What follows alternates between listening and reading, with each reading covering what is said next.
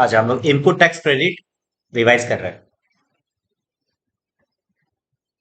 देखो, सबसे पहला सेक्शन नंबर 6, इसमें देखो बेसिकली एक ही सेक्शन पढ़ना है, सेक्शन नंबर 16। ठीक है, सेक्शन 16 पढ़ने से काम हो जाएगा।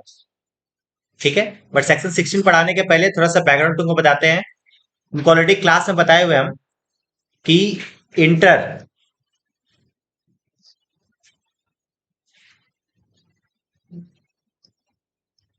जो सप्लाई होता है ना, सप्लाई, इस सप्लाई को हम लोग दो कैटेगरी में डिवाइड कर सकते हैं।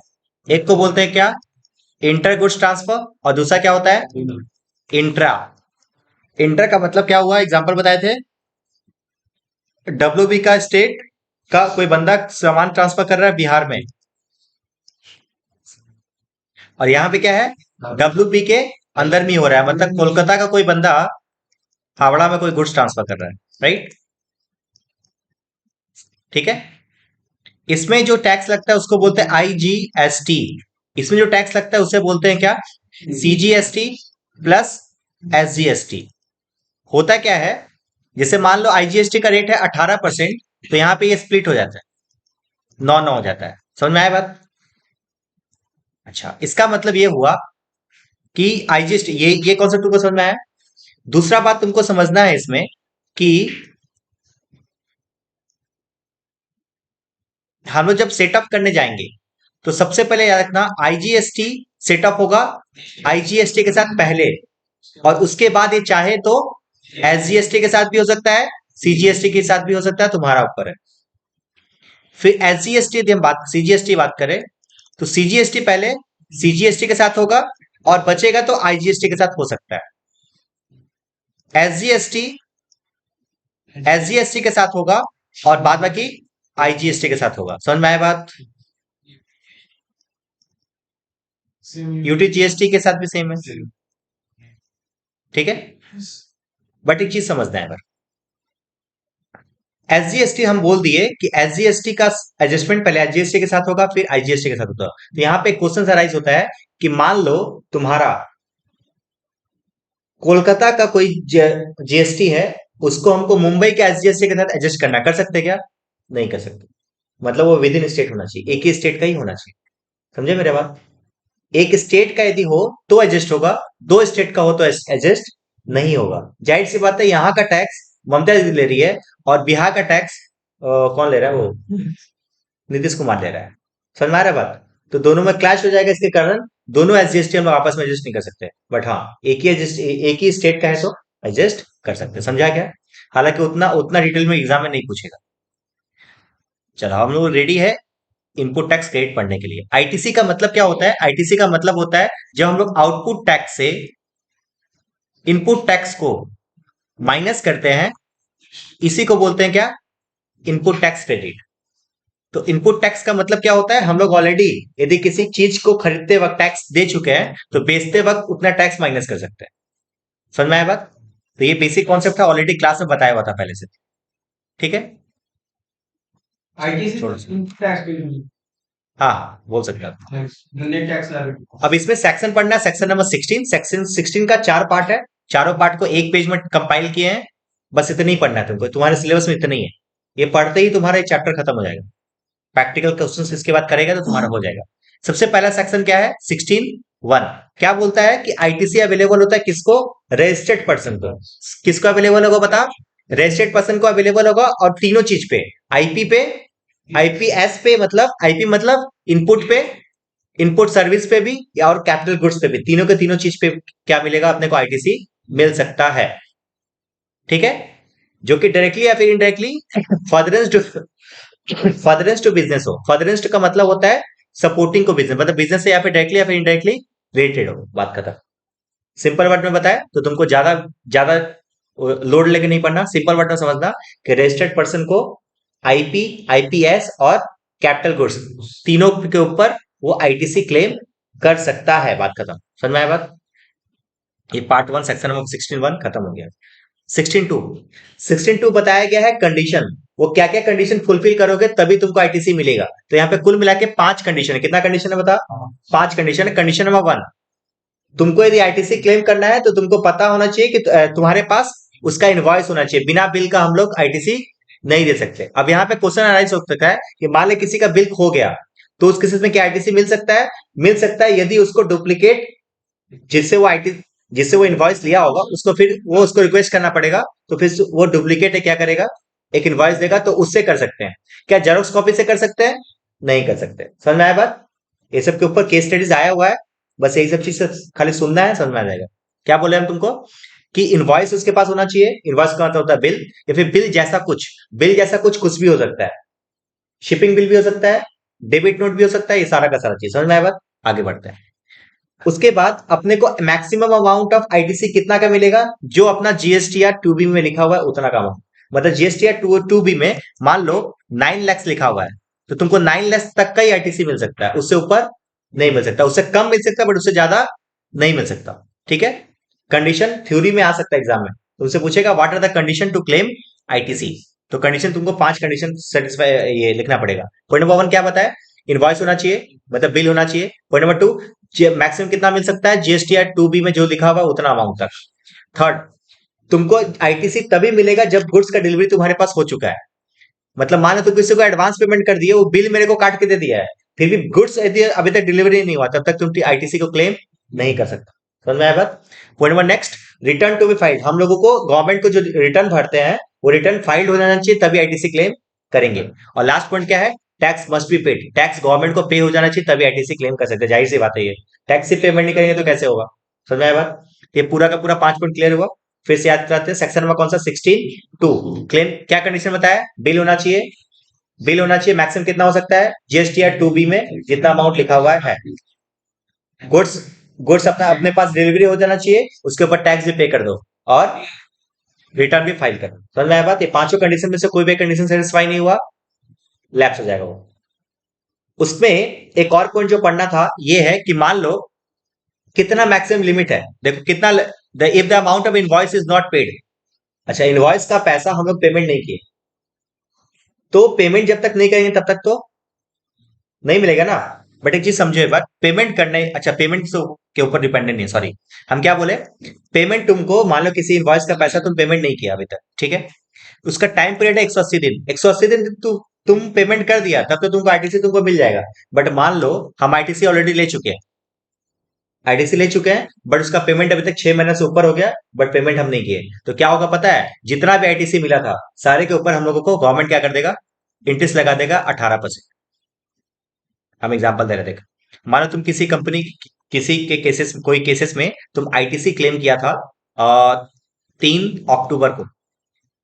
3 अक्टूबर से वो 180 दिन तुम जोड़ेगा, जो भी डेट आएगा, ठीक है? जो भी डेट आएगा वो डेट तक तुम यदि पेमेंट कर दिए तब तो कोई दिक्कत नहीं है। तुम यदि उसके बाद भी पेमेंट नहीं किए तो उस केसेस में क्या होगा? तुम्हारा जितना भी आईटीसी तुम क्लेम किया था, मान लो 20 लाख आईटीसी पे क्लेम किया था, तो 20 लाख के ऊपर 18% इंटरेस्ट लगा दिया जाएगा। ठीक है? इंटरेस्ट तो लगा दिया गया। अब इसके बाद में एक और क्वेश्चन आता है कि मान लो तुम 7वें महीने में दे दिया, 6 महीना तो तुम पेमेंट नहीं किया, 7वें महीने में दे दिया, तो फिर उस केसेस में क्या फिर से आईटीसी मिल जाएगा? Answer is yes. पूरा का पुराना जो आईटीसी था वो रीस्टोर हो जाएगा।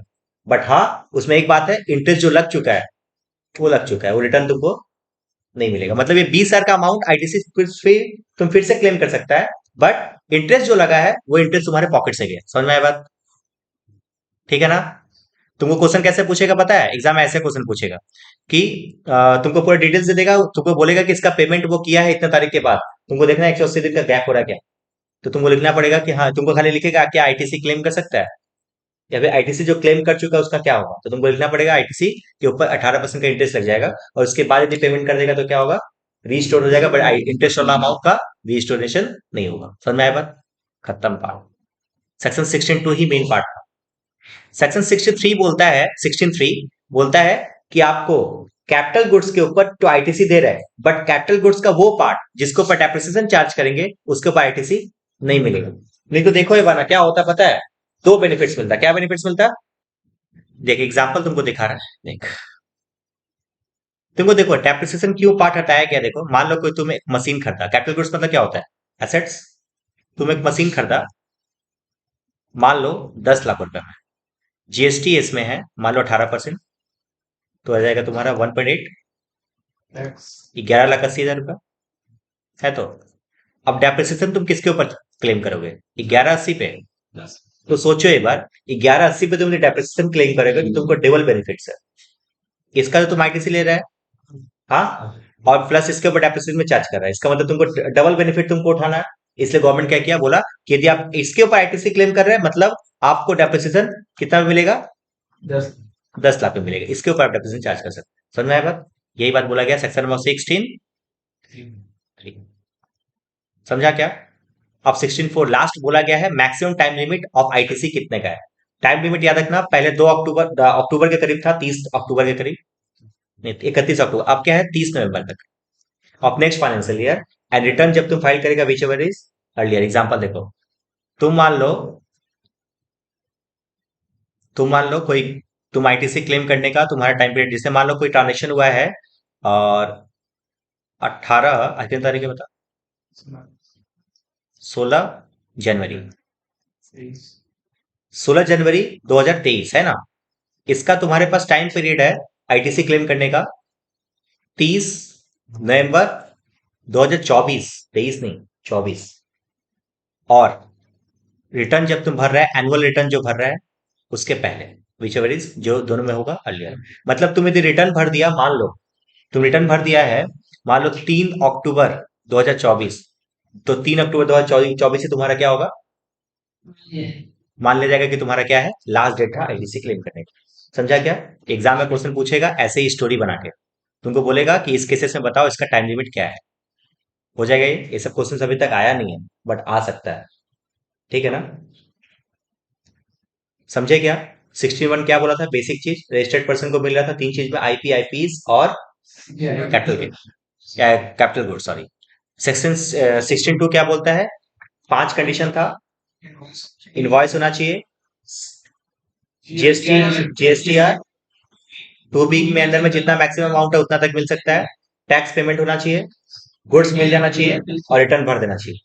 5 पॉइंट होगा तभी तुमको मिलेगा, अदरवाइज नहीं मिलेगा। उसके साथ में क्या है, ये तुम यदि पेमेंट नहीं कर पाए 180 दिन के अंदर अंदर, तुमको तुम्हारे ऊपर लग जाएगा आईटीसी का 18%। और उसके बाद यदि तुम पेमेंट करेगा तो उसका रीस्टोर हो जाएगा, बट इंटरेस्ट वाला अमाउंट नहीं मिलेगा।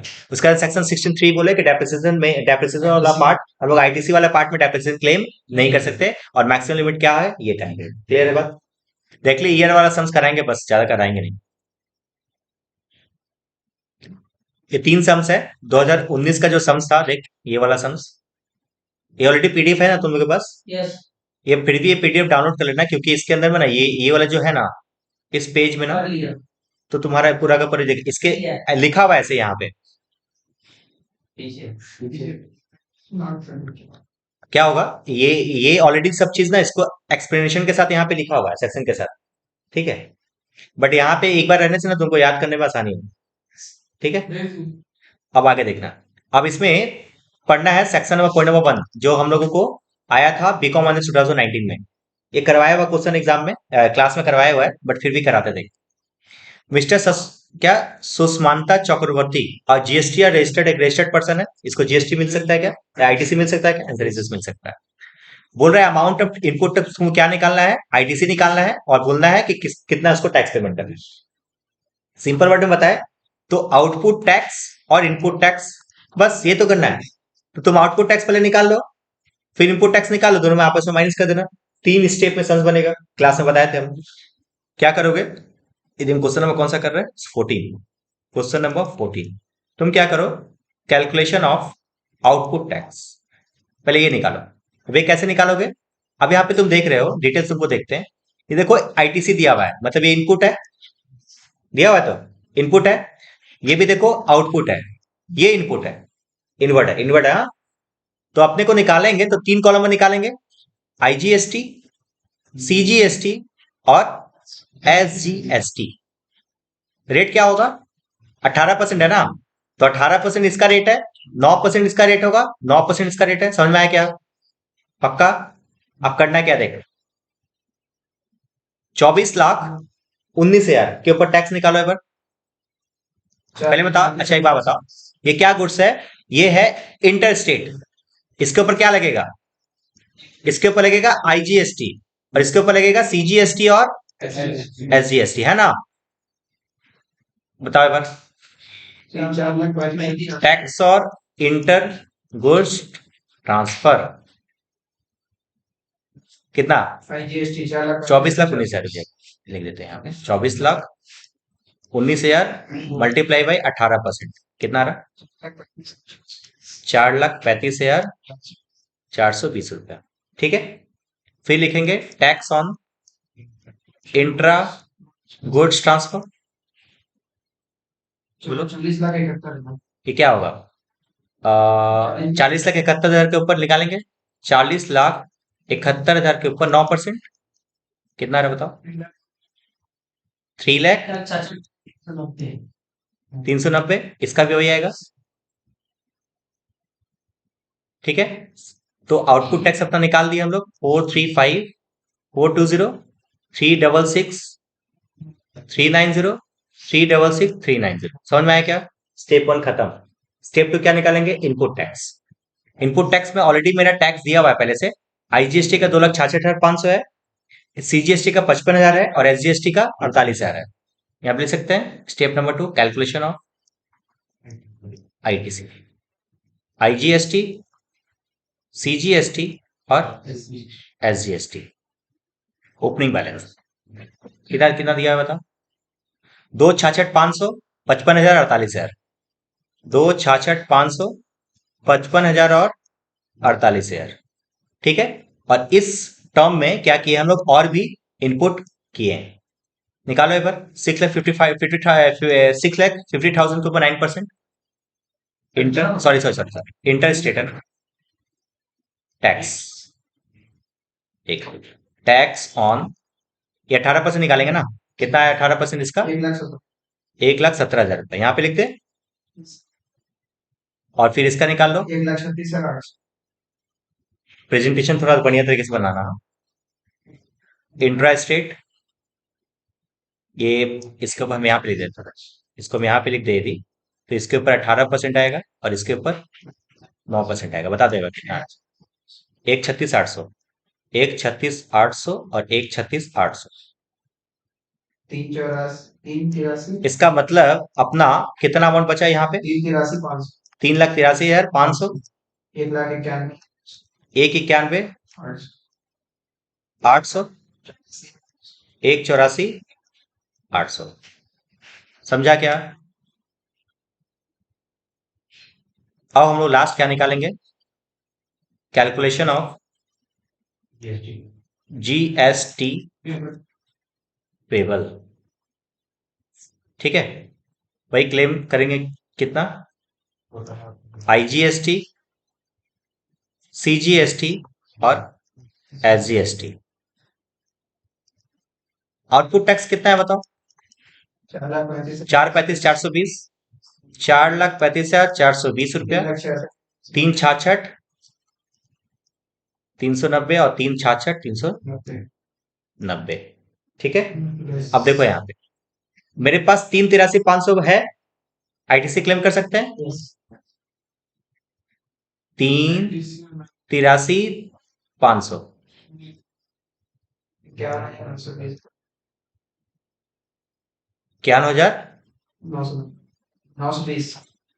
51,920 रुपया टैक्स पेबल हो जाएगा इसका। अभी मगर देख लेते हैं एक बार फिर भी, है ना? इसका देखो 1,91,800, 1,91,800 माइनस कर देंगे पूरा का पूरा। 1,74,590 और ये 1,84,800, 1,84,800 माइनस कर देंगे 1,81,590। अब सबको जोड़ के यहाँ पे दिखा देना। Therefore total GST payable equal to, इस सबको जोड़ के बताओ कितना? 4,08,100 रुपया। समझा क्या? हाँ, ये सम और आसान इसलिए था क्योंकि इसमें ना अमाउंट कम कम था, मेरे पास आईटीसी कम कम था। कभी कभी सम में ज्यादा रहेगा ना तो उसके में क्या करना पड़ेगा? सामने वाले के साथ और एडजस्ट कर सकते हैं। ये अभी हम लोग समझे कि क्लियर है। समझा क्या? समझा? ये ऑनर्स में है वह क्वेश्चन है ये। ठीक है, अब आप कोशिश करो ये क्वेश्चन करने का।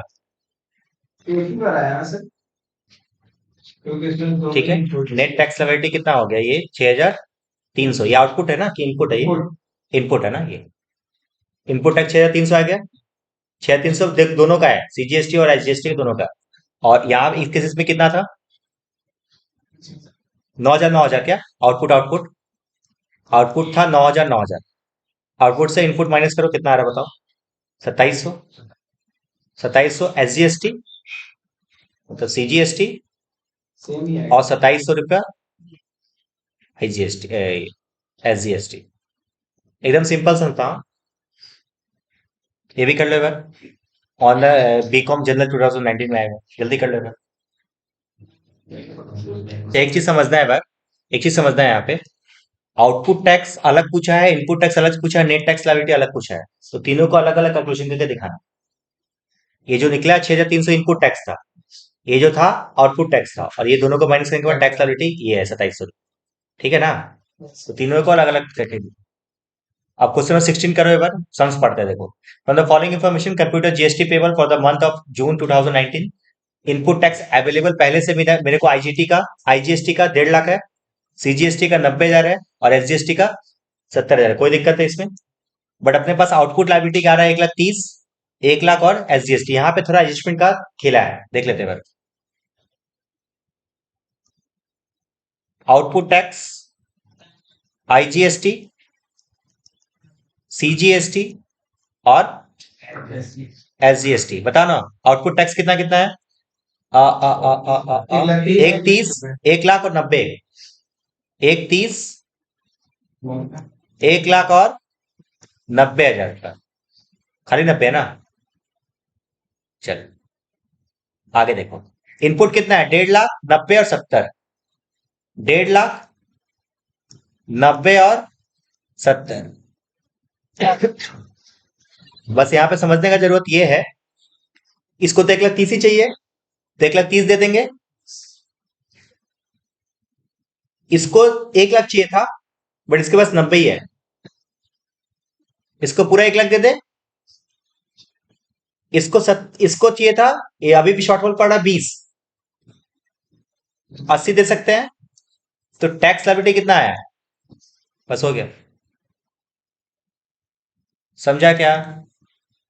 बस यही है। नहीं समझा? नहीं समझ गए। बस यही है, बस यही वाला टाइप का, इसको बोलते हैं एडजस्टमेंट, और तो कुछ नहीं। बस हो गया। और ये आएगा एग्जाम, इसका और वैल्यूएशन के ऊपर सन्स पक्का से पढ़ के जाना। जीएसटी वैल्यूएशन ये, और कस्टम का वैल्यूएशन के ऊपर सन्स पक्का है। GST valuation. हाँ, जीएसटी का वैल्यू नहीं निकालना है हम लोग। ठीक है, बस हो गया।